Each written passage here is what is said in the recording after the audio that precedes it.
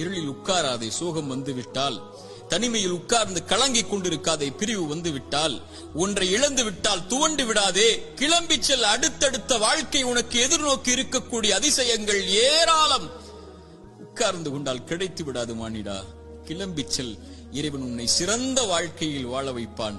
ஒரு இறை நம்பிக்கை கொண்டவன் எதிர்காலத்தை பற்றி எந்த பயமும் கொள்ளாமல், கடந்த காலத்தை பற்றிய எந்த கவலையும் கொள்ளாமல், இன்றைய நாளை முறையாக பயன்படுத்தி எதிர்காலத்திற்காக தன்னுடைய வாழ்வை செதுக்குவான். என்ன நடந்தாலும் எது ஆனாலும் என் இறைவனின் நாட்டத்தின்படிதான் நடக்கும் என்ற நம்பிக்கையில், அது இறைவன் நாடியதை நான் பெறும் வரை எனக்கு மரணம் வராது என்ற நம்பிக்கையில், அவனுக்கு இறைவன் அமைத்த நேர்த்தியான நேர்மையான அந்த விதியின் மீது நம்பிக்கை கொண்டு அப்படிப்பட்ட இறை நம்பிக்கையாளர்களாக நாம் மாறினால் நம்முடைய எதிர்காலத்தை பற்றிய கவலைகள் நம்மை விட்டு மறையும்.